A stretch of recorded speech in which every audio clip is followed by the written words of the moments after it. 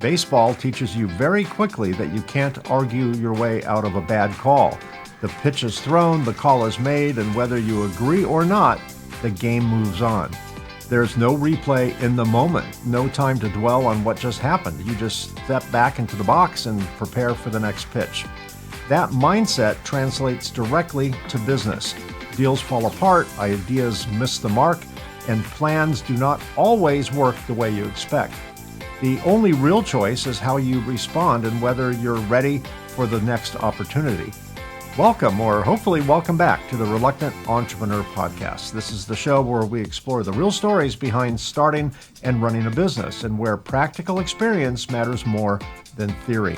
Today's guest is Uri Geva, co-founder of Cookie Dough Bliss, an edible cookie dough brand built around a franchise model. Before becoming a business owner, Uri spent time in professional baseball, an experience that continues to shape how he approaches leadership, resilience, and growth as an entrepreneur.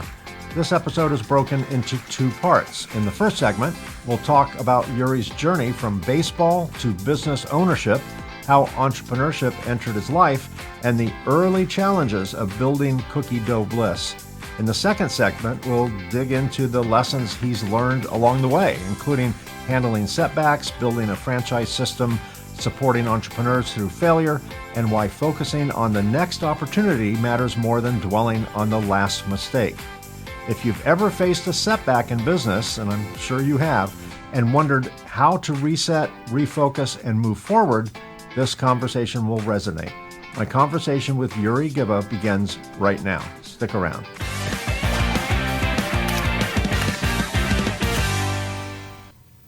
Welcome, Uri, to the show. I really appreciate you being here. Well, thank you so much for having me. So you spent your early career associated with baseball. 20 years you've been associated with baseball. You even own a minor league team. At what point did entrepreneurship enter the picture for you? I suppose as being invested as an owner in a minor league team, there is an element of entrepreneurship there and sports and all. I mean, you're mixing a lot of disciplines there. But at what point did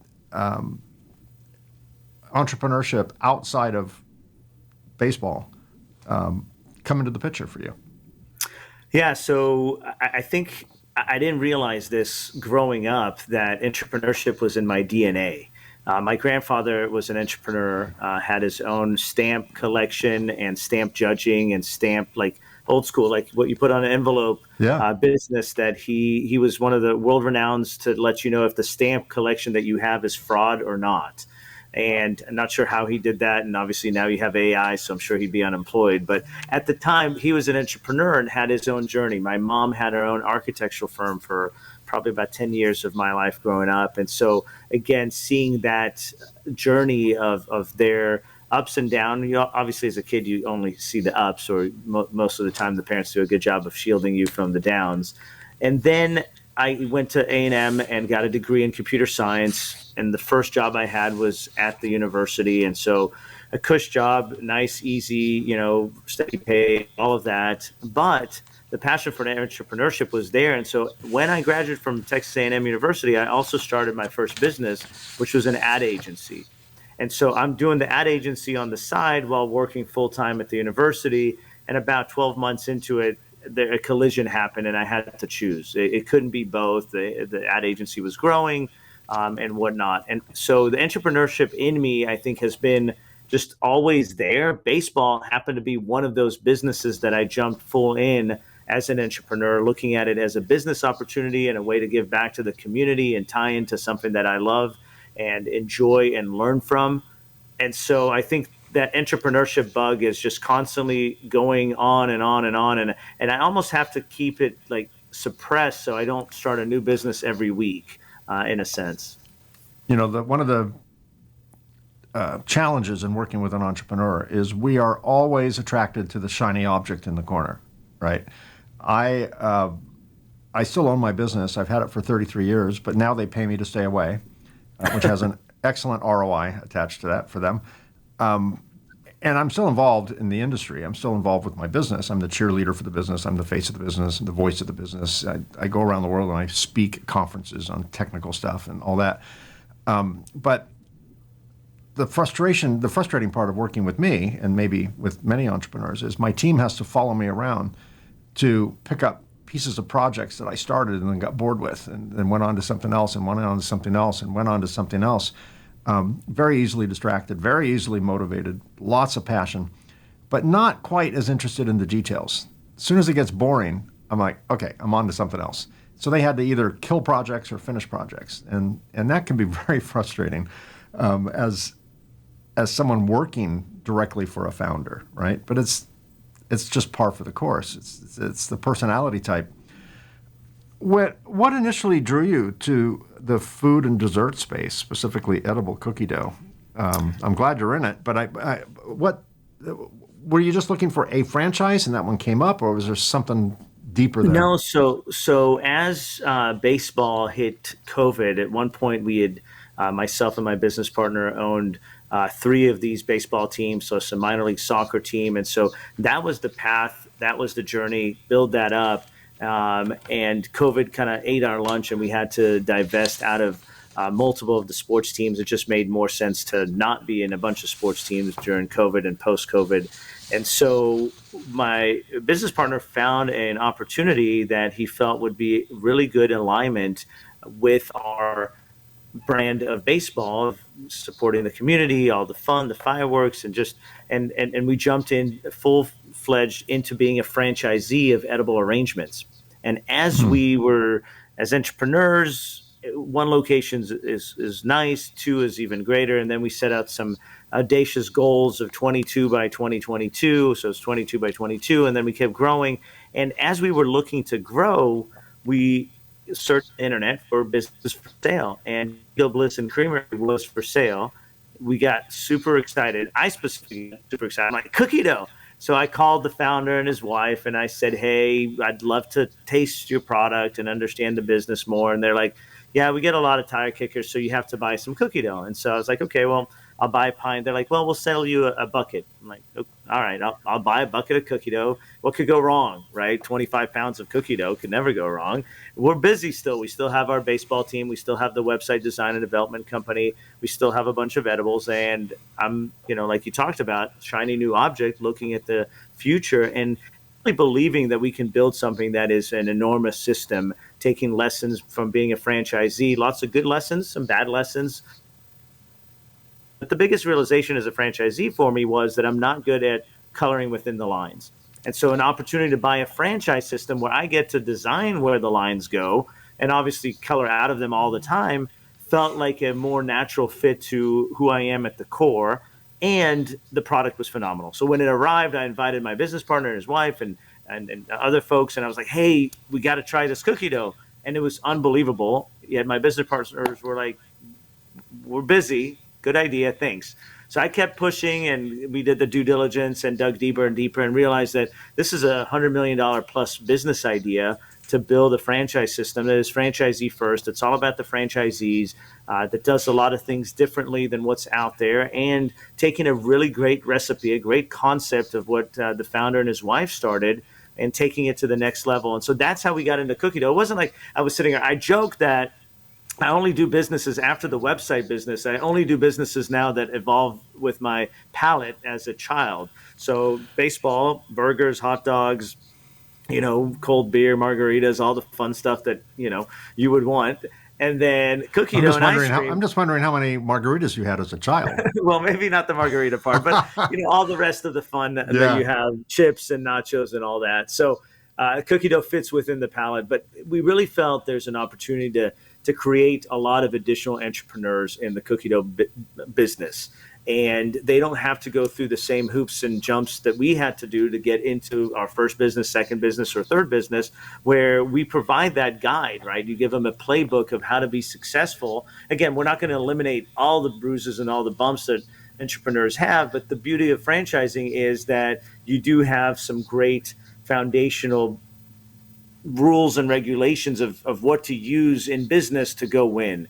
And so I think the opportunity to jump into ownership of a franchise system, the opportunity to create new entrepreneurs across the land, and cookie dough and ice cream. So all the dots connected, and I think that's where we're at today. Yeah, all the boxes were checked. what were some of your earliest setbacks? I know you didn't found Cookie Dough. You bought into the franchise. Is that right? Right. So we bought the Right. franchise system from the The, husband and the, wife who started it. the whole So, system. So how many stores did they have at the time you so bought the I think system? at the time it was less than 10. I think Okay. that we're in the system. We're up to, as of the end of 2025, we're up to 29 locations sold across the land. Wow. Uh, Six more opening in Q1, so we'll be at 12 open, and we're really excited about the path of where this thing is going. Setbacks in business have been all over, not just in Cookie Dough. I think the biggest lesson learned in Cookie Dough Bliss is that as we're selling franchises, and Mike might be super excited. You love Cookie Dough. You're pumped. You're ready. You're a marketing guy. You're an operations guy. You're ready to go in and be a franchisee, but you didn't really sign up to be Bob the Builder. And what happens a lot in franchising on any business really is your first step into business is I got to find the real estate. I then have to negotiate a commercial lease with some really tough sharks in the commercial real estate business.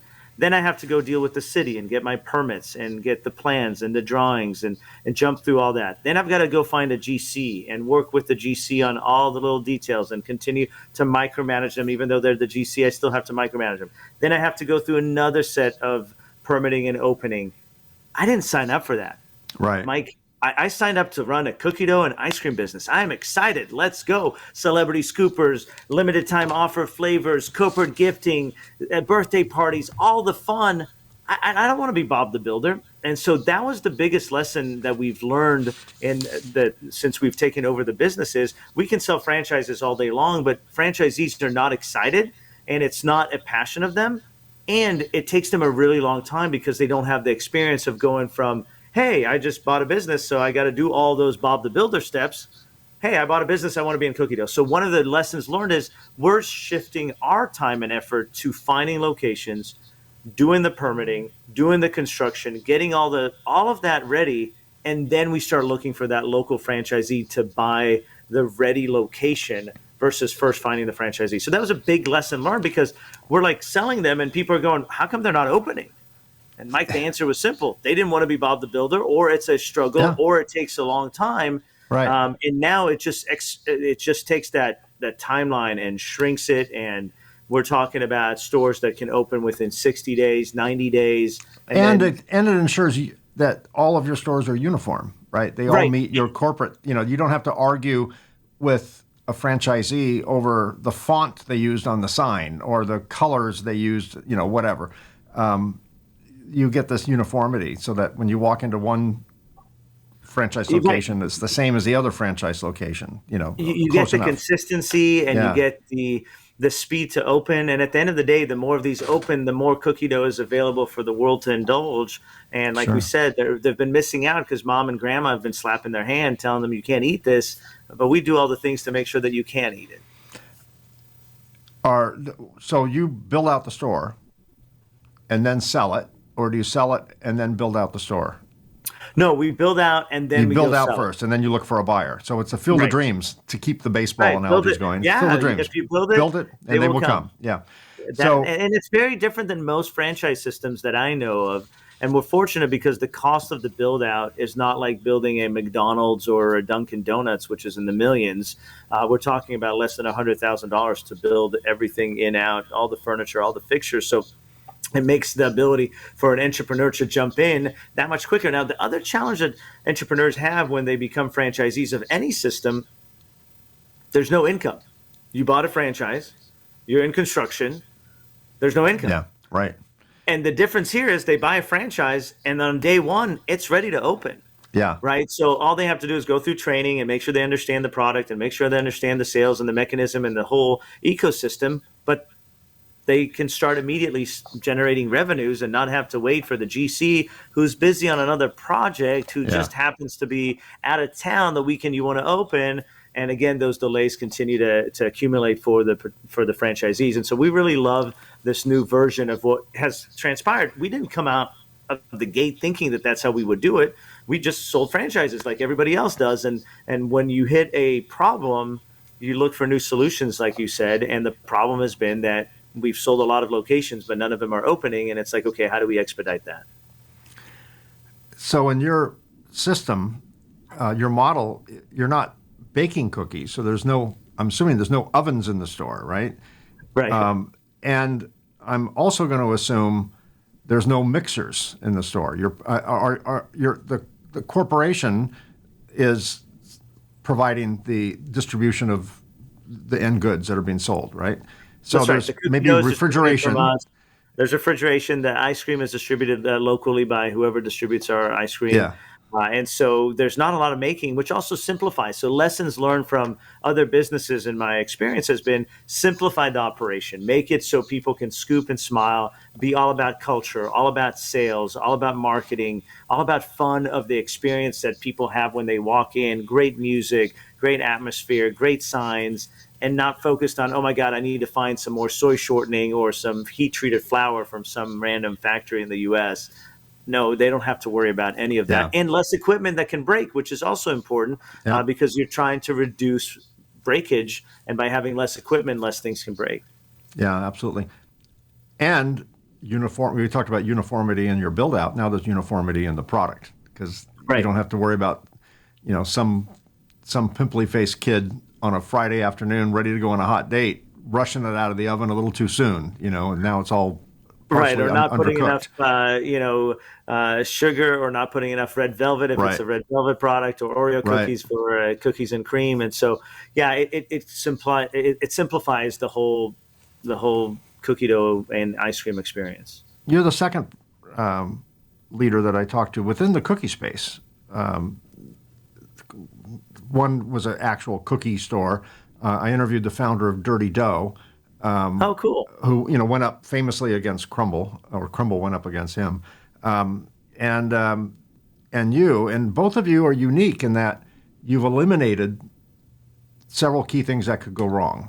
In your case, the build out, you handle the build out, you handle the product. All the your franchisee needs to ensure is that it stays at the proper temperature, right, and service and all that. The Dirty Dough people eliminated the mixing. They said, no, you have to buy ready to bake products from us. And they invested in certain types of, I don't know, high power convection ovens. So the amount of time, I mean, each store in that case had one oven. That was it. And that was basically the only equipment they needed to buy, and some refrigeration stuff, I suppose. But they didn't have to mix anything because they were too afraid that the consistency wouldn't be uniform. And, someone goes into one location and it tastes terrible. All the locations now taste terrible, in their mind. So, I like that approach of keep it simple, make it much more turnkey for the franchisee to start making money. Well, and I think Dirty Dough is in a category with Insomnia and Crumble and all in that world, and that's their competition, right? We looked at our competition as Marble Slab, Cold Stone Creamery, Yeah, Jeremiah's Ice. There's a lot of ice cream franchise system, yeah, and we have a twist on it because it adds the cookie dough that they don't have, right? We have cookie dough and ice cream. They have ice cream. And so we felt that one of the things that is important to us is culture in the store. And we mean that because many a times when you go to a movie theater, most people who work at a movie theater are not happy to work at a movie theater.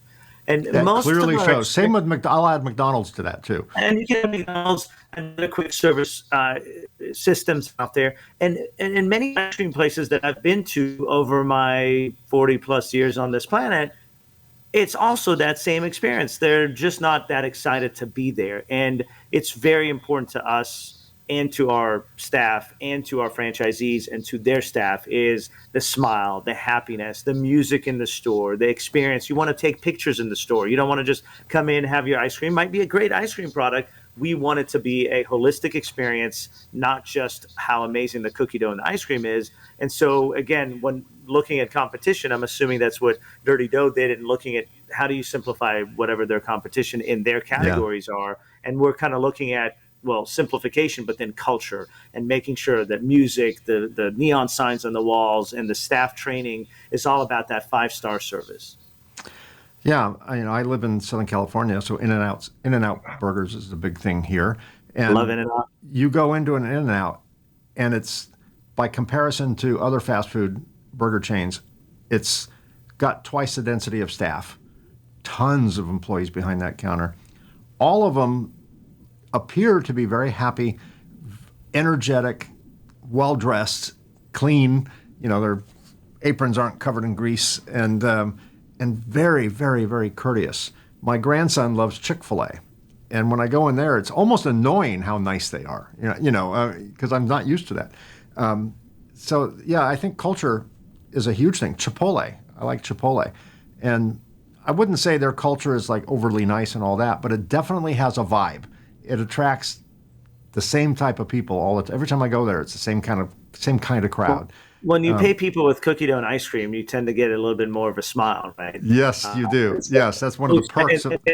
right, and all of our like, hey, whatever, at the end of the shift, in the middle of the shift, you can obviously get some food as long as there's no customers and it's not getting in the way. But I think the lesson there comes from our baseball team because we had this on-field MC, Smitty, unbelievable gentleman. Now is big time with FEMA saving the world, but at the time he was our on-field MC, and the biggest lesson he would share with our staff was there's a magical rainbow right over the gate of the ballpark.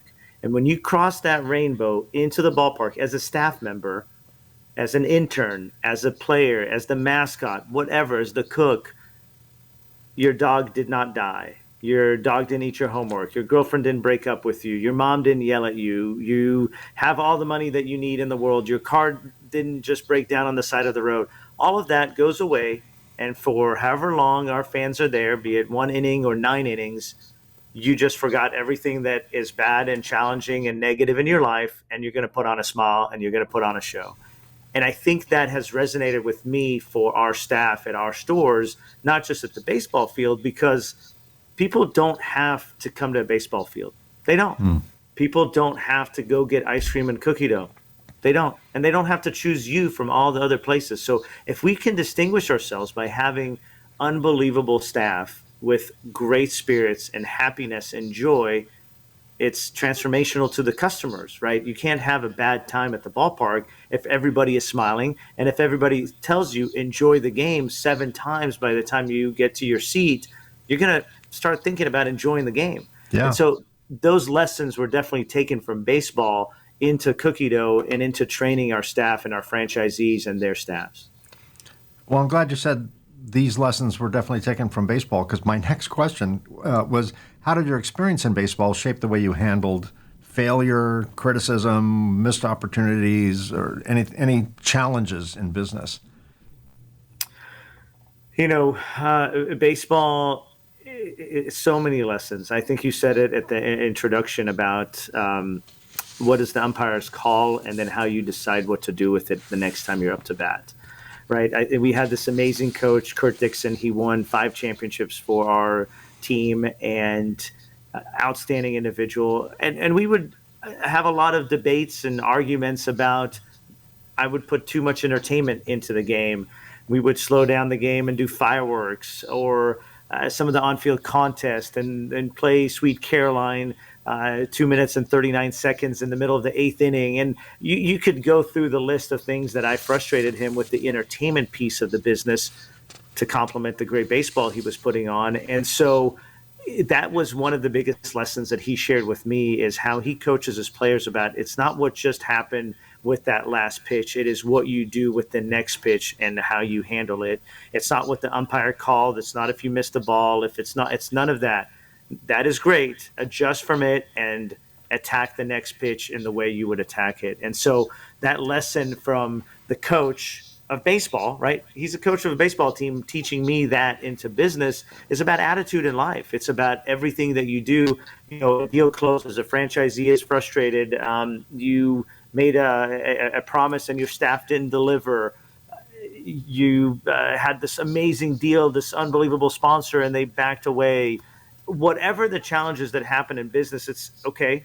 That really sucked. How do I move on from it? What is the way that I tackle the next Do I build contingency plans for the next time that could happen? Do I do this? Do I do that? All of those things are, you just have to pause, realize that sucked, but you can't just keep crying to the referee or the umpire or whoever the deal happened. That was a really bad call, Blue. Come on. You just can't argue calls, balls, and strikes. You're going to get tossed out of the game. And I think the same is with business. You can argue till you're blue that was a really bad decision or a really good decision that didn't come to fruition. But it's about taking a deep breath, maybe sleeping on it, and coming right back with the same attitude you had before the deal blew up or went the wrong way. You've spoken about focusing on the next pitch rather than the last mistake. Am I right? I think that Absolutely. came from you. How does that mindset apply in day-to-day business decisions? Put that into context for me. It's that last pitch is a lesson to be learned, right? It's not to be ignored from baseball too. It's ignoring, the noise of what just happened. But if the pitch was high or learning about the pitcher's delivery or whatnot, there's so many things that could be adjusted there. But taking it to business, as a pitch goes bad or a call goes bad or you missed that or you struck out or whatever that pitch caused you to do. I mean, I'll tell you this. I was at a pitch meeting where there was 5 different businesses who pitched there to raise money from investors. And I had just done another pitch a few months prior and knocked it out of the park. I mean, we're talking a grand slam. I didn't even expect to get a base hit at the first one, and I got a grand slam. So I'm walking in to this one all confident, like, man, grand slam is easy, home run, whatever, this is easy. And I didn't do enough homework. It's a different group. Every time you pitch, it's a different group. Our PowerPoint was not as slick as the other people who were presenting. And though my B- might have gotten me a grand slam at the first pitch, a B- at this pitch got me nothing but, not egg on my face, but a lot of lessons. I learned that I need to re-prep how I get ready for pitch meetings. I learned that I need a better PowerPoint. So that pitch, from a business perspective or a pitch from baseball perspective, I struck out. And instead of going home and crying about it, I mean, I was frustrated. I was not happy, but I was like, okay, well, I got some great lessons out of this. This was not all bad. I got some great lessons, so I could be better the next time I go to a pitch competition where there's multiple businesses pitching for investors. Do it differently, so I'm more ready for it. Better slick PowerPoint presentation behind me. Don't just count on my public speaking skills, but actually have some preparation. Don't just assume that the pitcher is going to be, I'm better than the pitcher. Don't just assume that. In baseball, you can't assume you're better than a pitcher. You need to know, you need to study, you need to be prepared. Okay, he's got these 4 pitches, so I'm going to be prepared for any of those to come about. I think I wasn't prepared. So I think there's always a lesson to be learned, and then taking that to the next at-bat, to the next thing in business so that you can crush it. What are some of the common challenges that a new franchisee might face, and are there a common list of things they don't anticipate? I know part of the vetting process is making sure that they understand everything, but what are some of the, I guess the better way to phrase that question is, what are some of the common either misconceptions about buying into a franchise or the mistakes franchisees make? Well, I would tell you that, yeah, absolutely. So not just in Cookie Dough Bliss, but in franchising Right. all over, In because general, I've had a lot of I've had a lot of great conversations with other franchisors. We have former CEO of Code Ninja on our advisory board, and so forth and so on. I think there's several. One, a lot of people buy a franchise thinking that it's like real estate, and it's not. No matter what the franchise is, they're always going to have some sort of a hands-on component. At us, we're not expecting to serve the cookie dough and ice cream, but at others, you might not be expected to, to put the IV in someone if you're in an IV infusion type business, or making the edible arrangement at edible. I think, but it's not passive. No matter what, even in your business right now that you said, hey, I'm passive, you're still doing things for the business. You're just kind of boxed in so that your staff doesn't, fire you. And I think that that's a misconception, is that buying a franchise is like real estate. I'm going to buy it. It's passive income. And even in real estate, a lot of times you have to hire a property management company in order to manage your real estate portfolio, or you're going to have to do it yourself. And even when you hire property management, you still have to manage them and set their expectations and still have on. It's not like you're buying shares of a company that is publicly traded and you're like, okay, or a mutual fund. This is franchising, probably some real estate is not hands off.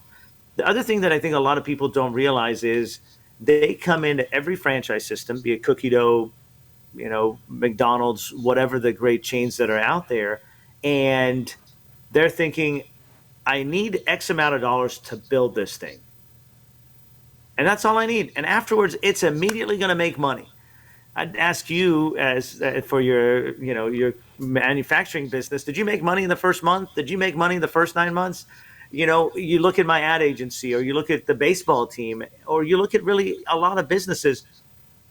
People's expectation of coming in and it's automatically profitable on day one is also a false sense of expectation, which then causes them to be frustrated in any system, be it one that you're a franchisee or whatnot. And look, some of them might make a ton of money in the first month, but then they have a dip. Some of them have seasonality.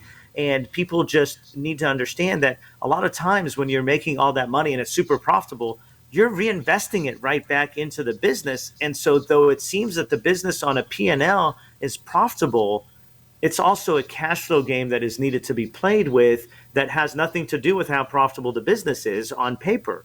And a lot of people don't realize that. And then the other piece I think that a lot of people do, me included, was you jump in and do too many stores at once. Well, I mean, I'm doing one, so I'm going to go do 5. Okay, well, do one, get it like honing, or do 2 right away, or 3, or whatever it is that you're bought into more. Just make sure that all your systems, all your processes are matching the franchisor, matching your own expectation, and then running with it. And the final piece I would say, franchising, franchisor that have a lot of challenges, again, all across the board, is what local marketing is actually. A lot of people that buy into a franchise expect the franchisor to do all the advertising, all the marketing, everything for them. And unfortunately, the beauty of franchising is it's on your shoulders as a franchisee. You get to decide, I'm going to sponsor all the little leagues, or I'm going to be all into dance. I'm going to be involved with the food bank, or I'm going to be involved with the Chamber of Commerce, or I'm going to do this, or I'm going to do that. You have that last mile, that local advertising is something that's really dependent on you, your network. People are buying you. When they come and buy McDonald's, maybe not because it's such a, they have 20,000 branches or whatever, Subway probably. But on the smaller stuff, people are coming to you, right? They're coming to you because they believe in you, Mike. They believe in me, Uri. They believe in Susie or Bob, the franchisee that owned that location. And if you make people feel like you are local, they will support you even when the economy is bad or when the economy is good, versus feeling like it's a corporate store, which is why franchising exists, to have that local presence. And I think, again, that is the final piece that I'll share right now, is when franchisees not realizing how committed they can be to that local market and how impactful that is to their success. Just a couple more questions because we're going to run out of time soon, Uri. For someone considering franchising as a path into entrepreneurship, what should they evaluate before committing? So give advice to someone who's looking for a franchise. There's a lot of competition out there for, franchising. There's over 4,000 franchises in the U.S. That's crazy. And I'm sure food is a very common, category of that. So what advice would you give to, help someone evaluate? What kind of considerations should they factor in? To me, it's an understanding of the leadership of the organization that you're coming into. At the end of the day, you're buying into their vision, you're buying into their passion, you're buying into their core values. And obviously some you're not going to meet the CEO of McDonald's or Dunkin' Donuts or Buffalo Wild Wings, right? Those are Right. private equity held, very large corporations. And so if it's a smaller brand, meet the leadership, get to know them. And smaller brands might have 1,000 stores, but they're just smaller in the sense that it's still owned by the founder and a close group of leaders that are managing the brand. I think that on the larger brands, understanding the support that you're going to get, understanding the requirements that you're going to have on the local side versus on the franchisor side, and understanding what that looks like, and talking to multiple, right? So if you're jumping into McDonald's or Subway, those are national, international, massive sized companies.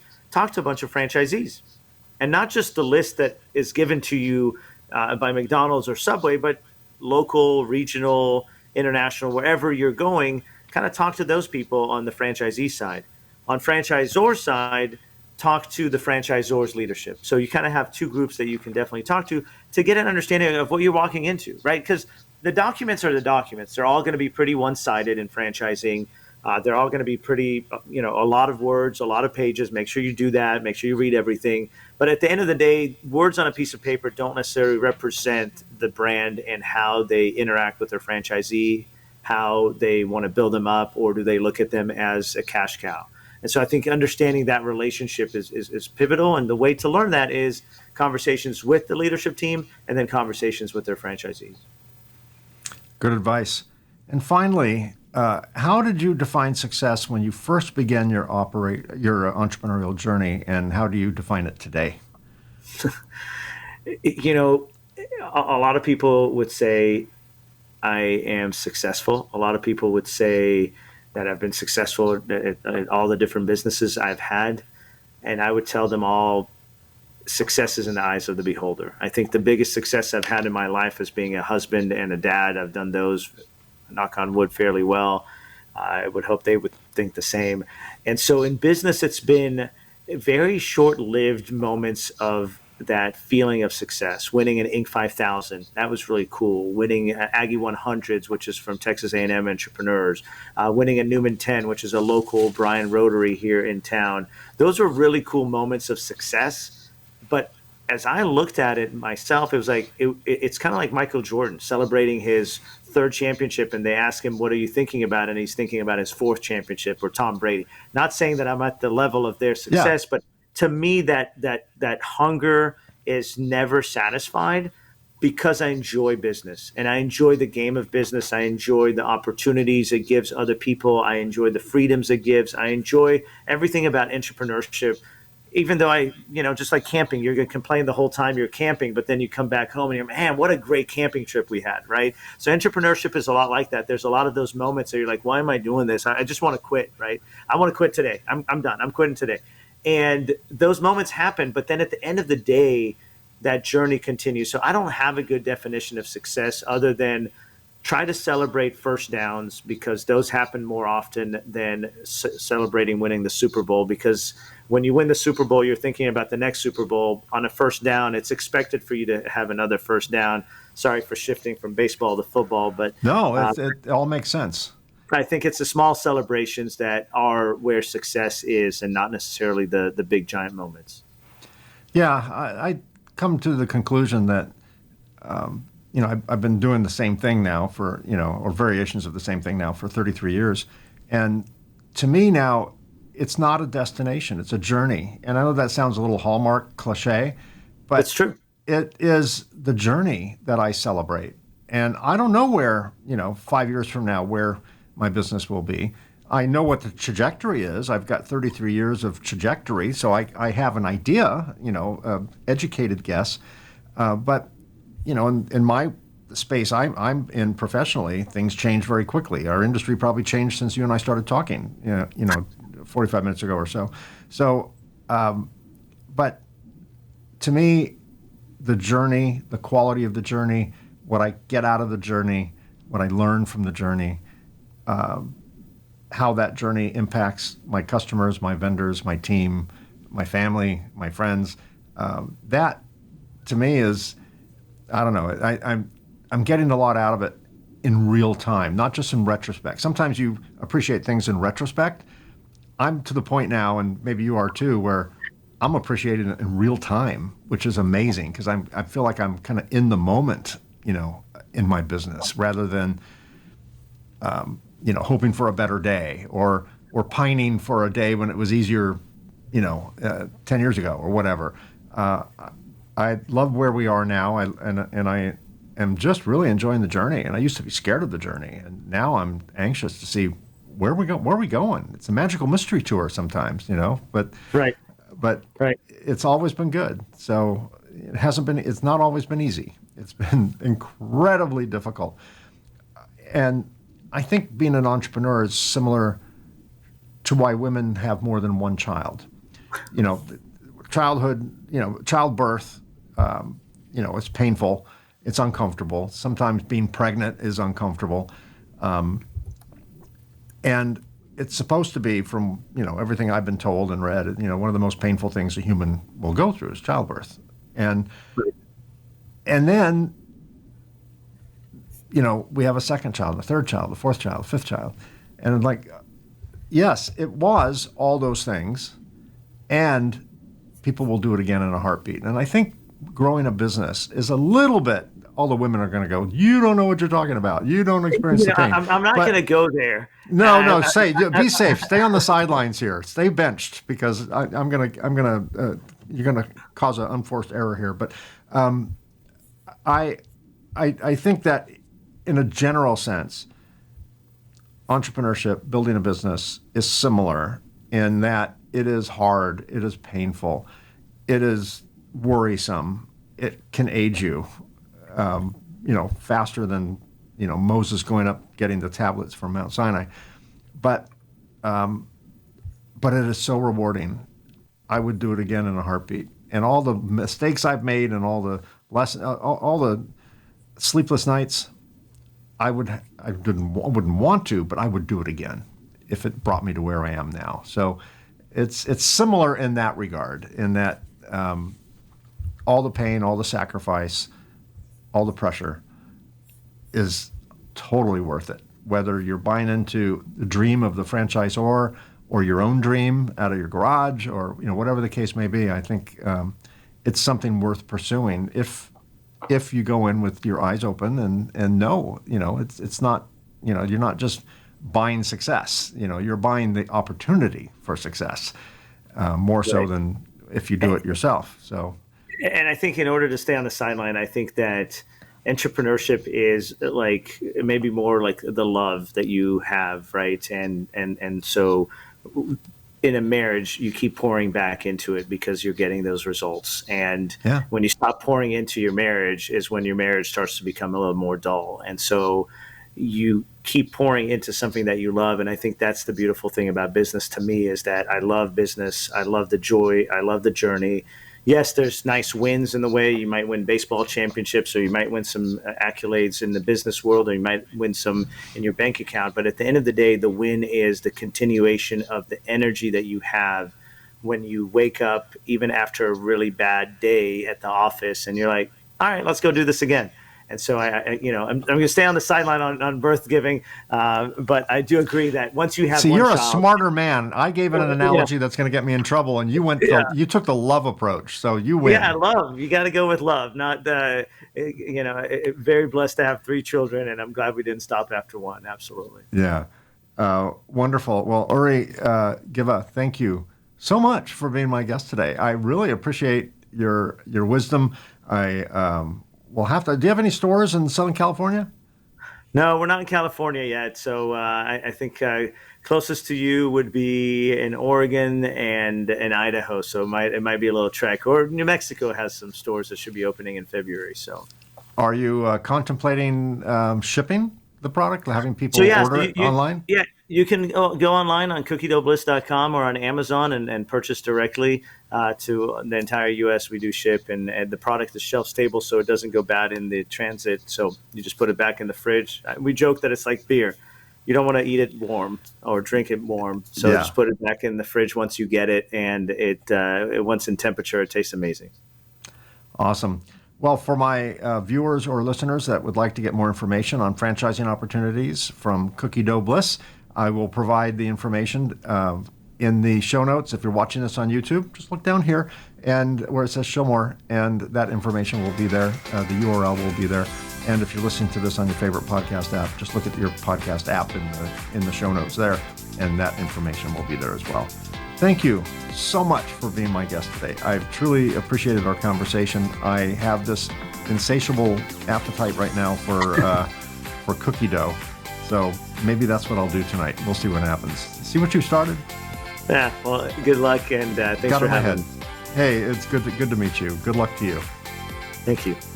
Well, that's a wrap. Thanks for joining me on this episode of the Reluctant Entrepreneur Podcast. A special thanks to Uri Geva for being my guest on the show.